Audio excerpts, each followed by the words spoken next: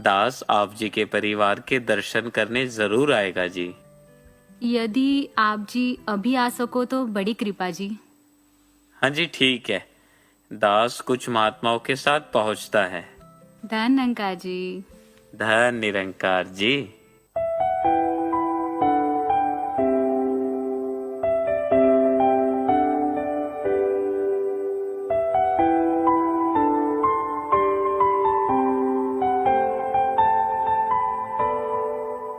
आइए महापुरुषों।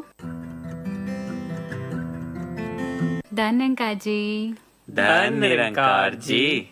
कहाँ है पापा? अपने रूम में ही है। पता नहीं पापा को क्या हुआ है। रिपोर्ट भी सारे करवाए, सब नॉर्मल है जी। अच्छा, धनंकार मल्होत्रा जी। धनंकार जी, क्या हो गया जी?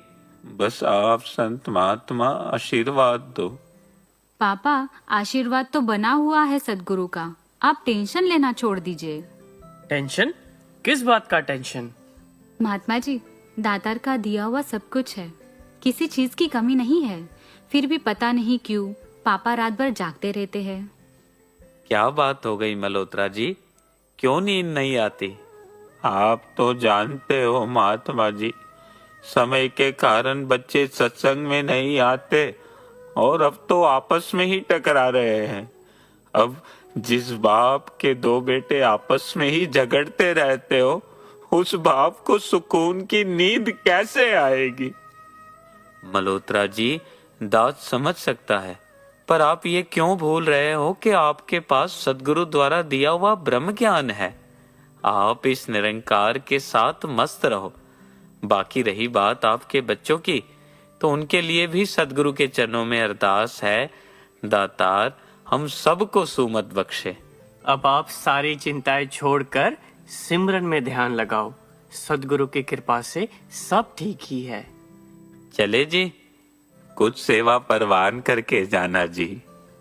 लीजिए महापुरुषों। थैंक यू जी, अब इजाजत दो। धन निरंकार जी। धन निरंकार जी।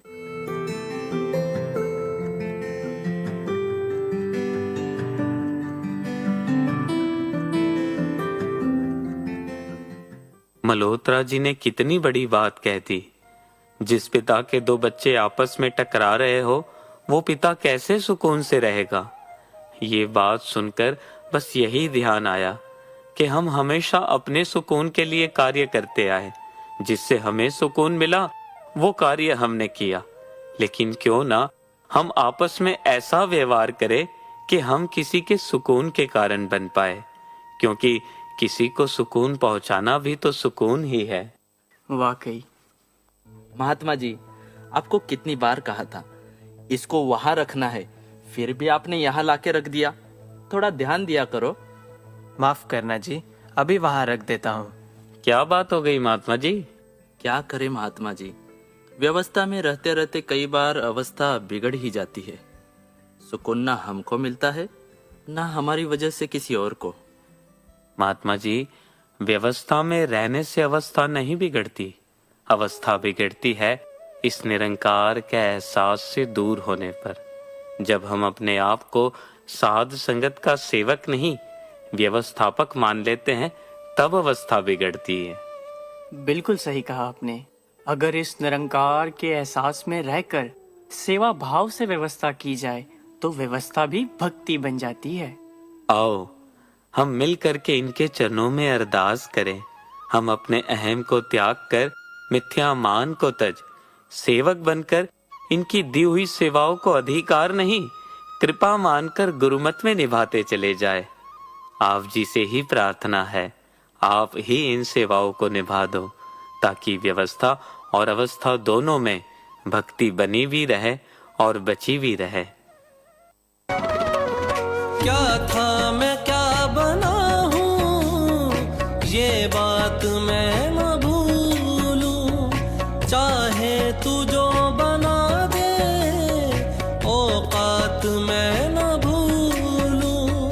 जो कुछ भी मैं हूँ दाता, जो कुछ भी मैं हूँ दाता, सब तूने नहीं दिया है, ये तेरा शुक्रिया है, ये तेरा शुक्रिया है।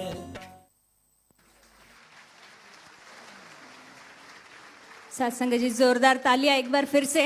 नासिक के कलाकार सत्संग जी, ये